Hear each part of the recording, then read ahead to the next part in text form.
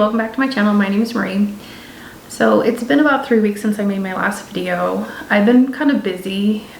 My husband has been replacing the floors. If you haven't watched my other videos, we had carpet, and back in December he ripped up all the carpet and he's putting nice hardwood floors down, and he's almost done.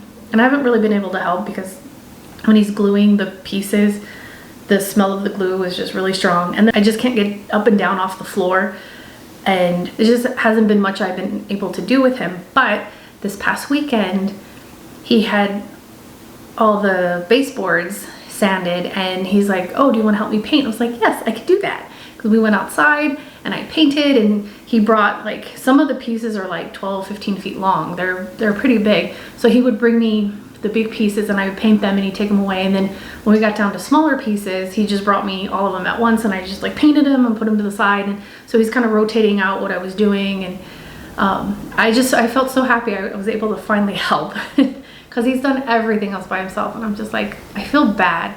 So the last 3 weeks with doctor's appointments have gone pretty well. I can't remember in my last video if I mentioned that I went to maternal fetal specialist that's closer to me. They had been sending me to downtown Atlanta, and with the traffic, and there was like protests going on like back in like January and February downtown, and then just the construction in the area near the hospital, it would take me an hour and a half to get there, and then an hour to come home. I don't know why it was faster coming home than getting there, but it was like, that's just 2.5 hours driving. And then the appointments themselves were 2 hours long. And then a lot of times I would get there and I'd have to wait like 20-30 minutes for my appointment. And they tried not to have too many people in the waiting area, but you know, I was still just waiting a really long time, and it was like, it would eat up about 5 hours of my day. And with the gestational diabetes, that was getting kind of ridiculous, because I'm supposed to be eating every 2 hours and then taking my blood sugar, and it just was like, it was really hard to manage that. And a lot of times on days when I had those appointments, I would have breakfast, and then around the time I was like finished getting ready and I was leaving, I took my blood sugar and then I would leave, and I sometimes would grab a snack, sometimes I forget to grab one, kind of depending. Like, I had really bad insomnia, so I was kind of sleeping in, and my appointments were in the afternoon, but it just was kind of hard to get into a good routine. And then by the time I'd leave there, I'd be starving, and I'd stop somewhere and get like a sandwich or something, and it was just like, this I can't maintain this level of driving so far when I know there's doctors that are closer to me. So when I had at the beginning of the year, when I switched over to my OB, we changed insurances, and I found an OB that's like 10 minutes from my house. She's right next door to the hospital, and she was like, you know, do you want me to recommend you to somebody closer? And I was like, yes, please. Now my appointments are a 15-minute drive, so it's much more manageable. So the last couple weeks with the maternal fetal medicine doctor, the first time I went, I don't remember if I talked about that in the last video. I mean, I should have watched my video to refresh myself before I did this, but I've been waiting all day, and I don't know if you can hear it. My neighbors are putting up a retaining wall, and I've been kind of waiting all day for them to stop working, and they stopped for a while and they're working again. It's really loud, so hopefully it doesn't come through too much in the video, but I've been kind of waiting all day. I should have looked at the video for that. Anyways, I'm babbling now. So my first appointment with them, they did a regular ultrasound where they're checking the heart and everything, and like making sure that the umbilical cords where it's supposed to be, it's not around the baby's neck or anything, and making sure it's the right size and weight. And so they did like what I normally get at the other place as far as the ultrasound. But then because it's a new doctor and I do have a cerclage, the tech was like, you know, the doctor wants me to check out your cerclage. So, you know, she pulls the wand out and I'm like, oh, yay. It's uncomfortable. It doesn't like hurt or anything. It's just like, do you have to?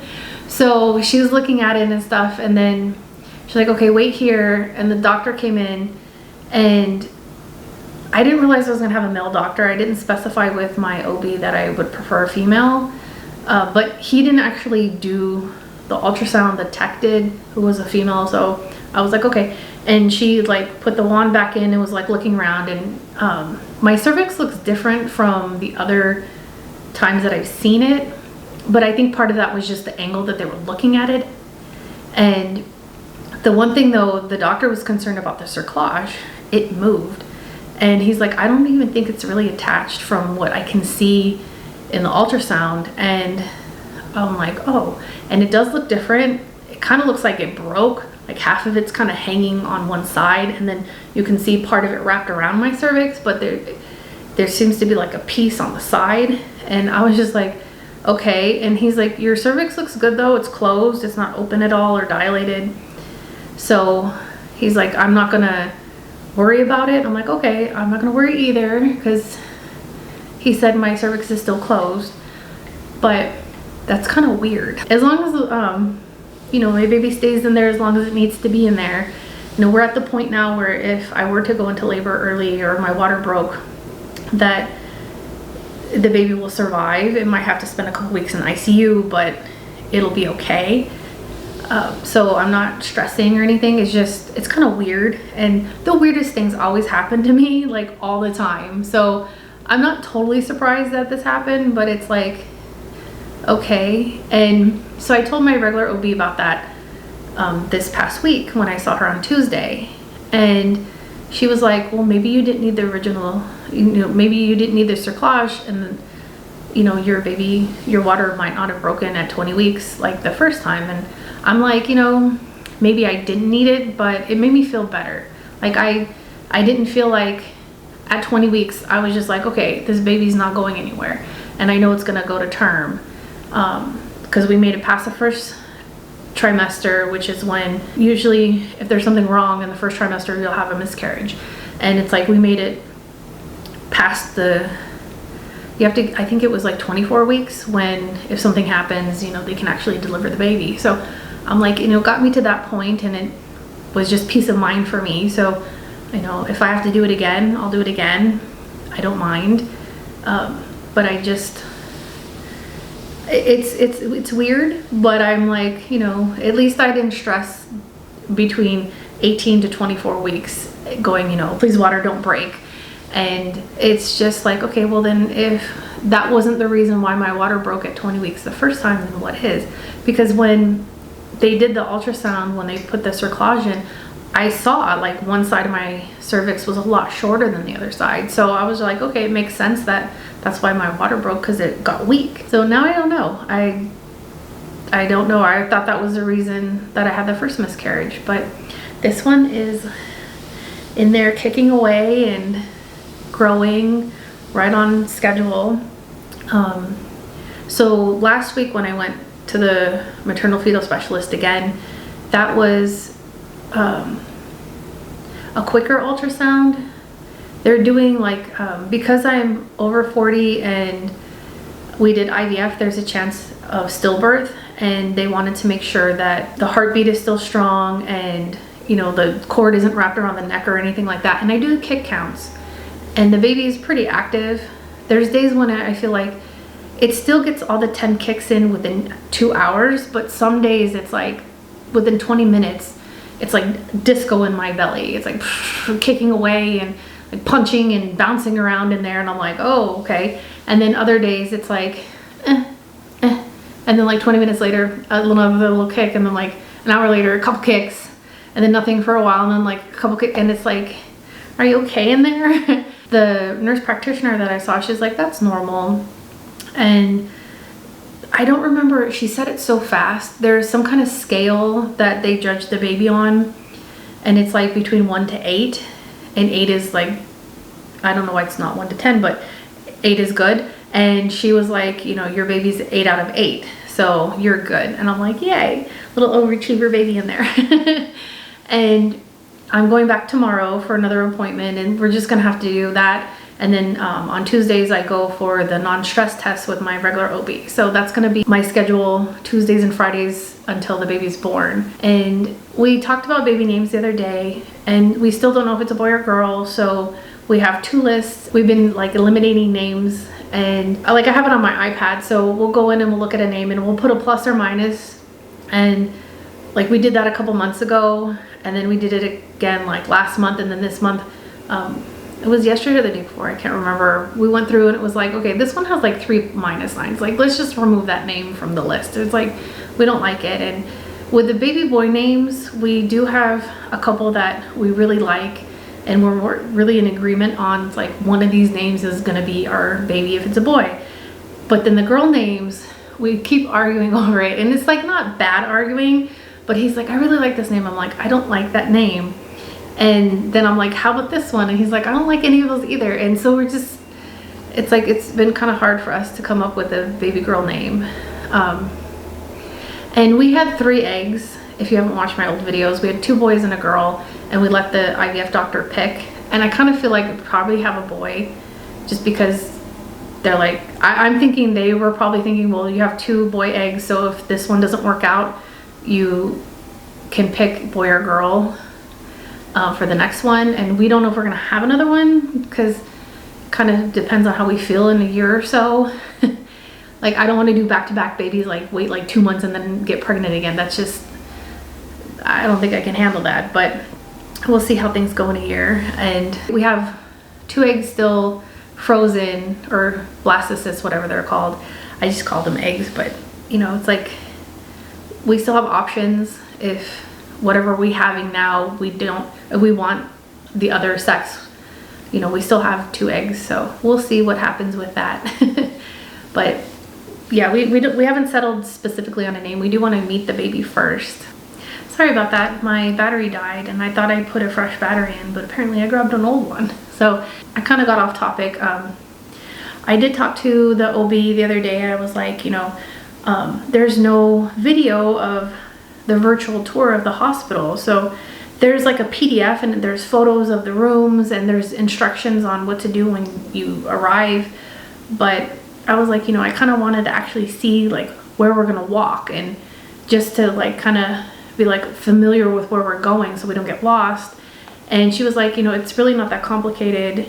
And I was like, you know, the virtual tour online it's a free class, but you have to sign up, and all of the times that it's there is booked. I'm like, every single class is full. I'm like, how am I supposed to do that? And she's like, it's really not that bad. She's like, you just go into the main entrance of the hospital, which I've been to before. And she's like, you just tell them at the desk when you walk in that you're there for the pregnancy, and they'll probably guess because, you know, you're pregnant, and they'll be like, oh, you're here to deliver. So, and she's like, and then they'll send you up to the 2nd floor. I was like, okay. So I'm like, that's not that bad. And then I filled out the pre-registration form, and I was like, so I have a question about that. I'm like, can I bring it in and give it to you guys? Because it says to fax it. I'm like, there's no email. It's not like you can register on the hospital website for an account, but I'm like, they should have this as like a form online that you fill out instead of something that you print and fax. I'm like, what century do we live in? I'm like, I don't have a fax. I'm like, I know you guys do, but I don't have a fax machine. I'm like, I can email and scan things. So she was like, yeah, you can bring that in and we'll take care of it. And she was happy that I had already filled it out. So I'm like, okay, cool. So next time I go see her, I meant to bring it with me and I forgot, but next time I see her on Tuesday, I'm gonna bring that with. So but yeah, things are going along really well, and I'm trying not to be stressed about things because the flooring is kind of, it's like it's done. He just has to put the baseboards on, and he's gonna start with the baby room. I keep calling it baby room, I should say nursery, that's a proper word. But he's gonna do the nursery, and then we can put all the furniture in there, and I'll be happy that it's done. And then with everything else, it's kind of just waiting. We have 7 more weeks to go, and I'm now in my 8th month, so it's like, yay. And the baby's, you know, the right size and healthy and everything, and I've been really good about not overeating or eating too much sugar. Every once in a while I'll have like a cookie or a piece of cake or something, but I'll like wait till after dinner, and then that way, like 2 hours after dinner, I do my blood sugar, and if my blood sugar is good, then it's like, oh, we have cake, I can have a piece. It's not even like once a week or anything like that. It's like maybe every other month. So, and then, you know, I don't eat anything after that. I'll just have water. And So when I get up in the morning, my blood sugar is still really good. And I'm like, okay, you know, that didn't like hurt anything. And so I'm not taking medication for the gestational diabetes too. So that's really good. Cause they're like, you know, your blood sugars will go up in the third trimester, and they haven't yet. So I'm like, okay, things are going really well. And I'm gonna try to do videos once a week. It's been kind of hard though, just with all the appointments and just other things going on. Also just feeling tired sometimes. Like I have to feel motivated. Usually on days when I go to the doctor, the next day I'm exhausted and I don't do anything. But I'm thinking probably on Thursdays I'll be able to record, because I'll do my first appointment on Tuesday, and then Wednesday I'll be tired, and then Thursday I don't have anything to do, and then Friday I have another appointment. So I'm kind of thinking maybe that will be my motivation. It's like, okay, Thursday you have time, you shouldn't be exhausted. And my cats, that's the last thing, my cats have been super cuddly the last like 2 weeks. Every time I'm on the couch, they'll come and they'll both sit next to me. I've been posting some pictures on Instagram. Sweet Pea is the little boy. He normally hides underneath the couch and Cleo will lay next to me, but he's been laying on the couch. And it's not just like him in a little ball. He like stretches his arms out, and he's just like, he looks like he melted on the couch. And I'm like, wow, he hasn't done that in so long. He's like super, super comfortable, and that makes me happy. And then Cleo will come over and like move him, because she's like, this is my spot. And then she'll sit next to me, and then he'll move over a little bit, but he still stays. So it's like, aw, so I'm happy. All my little fur babies, I think they know that I'm pregnant now. I think they sense it. Before, I don't think they noticed, but they've just been so cuddly and wanting to be with me. So it's like, aw. And okay, so I can't think of anything else. This is probably a really long video already, but I'll try to make another one next week, and I will see you guys soon. Bye.